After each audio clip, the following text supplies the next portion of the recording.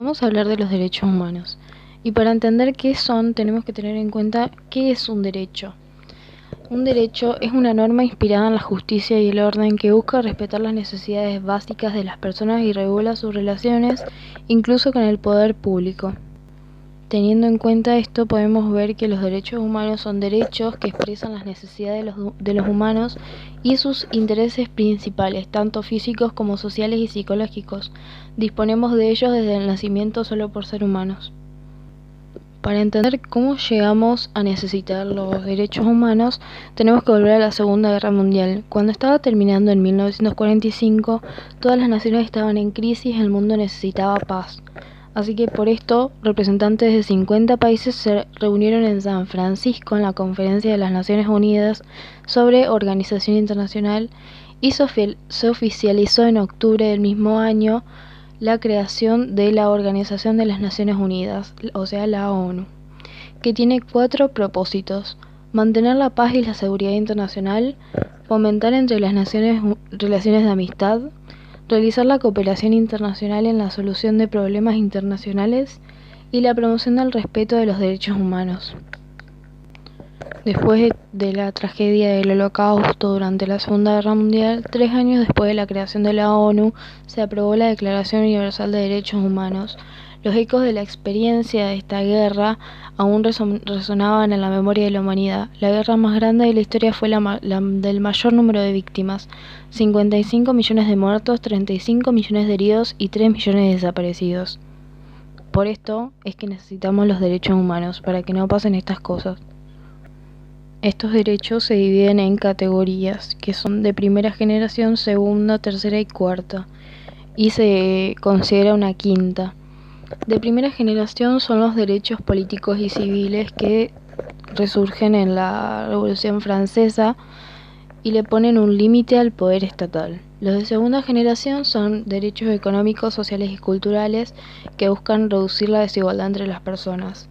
Los derechos de tercera generación son los derechos de solidaridad, a la paz, al desarrollo, al ambiente sano, al patrimonio común de la humanidad, y surgen en el siglo XX a partir de catástrofes mundiales, hambrunas, contaminación del planeta y destrucción del patrimonio cultural.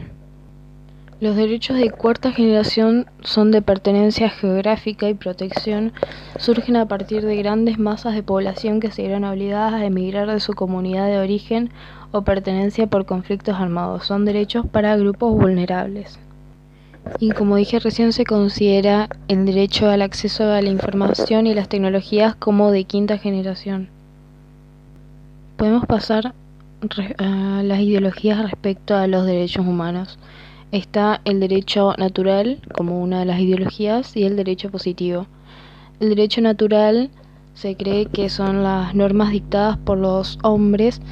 Hay un conjunto de principios morales universalmente válidos e inmutables que son inherentes a la naturaleza humana, y las normas dictadas por los legisladores no deben contradecir ese derecho natural. Desde esta perspectiva, el derecho natural ha existido siempre y existirá por siempre. Por lo tanto, los derechos humanos no deben su existencia al momento histórico en el que fueron promulgados.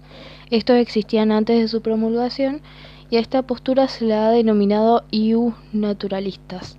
Algunos sostienen que el derecho natural proviene de Dios, otros que el derecho natural deriva de la naturaleza o estructura de la razón humana, pero ambas coinciden en la existencia de un derecho natural.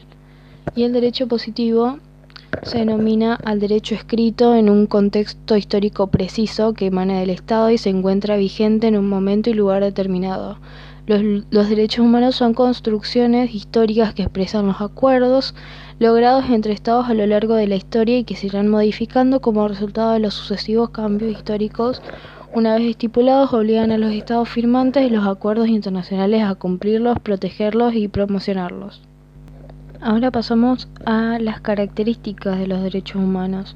Son universales porque pertenecen a todos los seres humanos por el simple hecho de serlo, no distinguen entre nacionalidad, religión, sexo o edad, son innatos porque nos pertenecen desde nuestro nacimiento, son irrenunciables porque no se puede renunciar a ellos aunque sea por propia voluntad, son inalienables porque nadie más que el propio titular puede valerse de ellos, son imprescriptibles porque son para toda la vida, no tienen fecha de caducidad por ningún motivo, y son indivisibles porque ningún derecho puede disfrutarse a costa de otro derecho y no puede prescindirse de ninguno.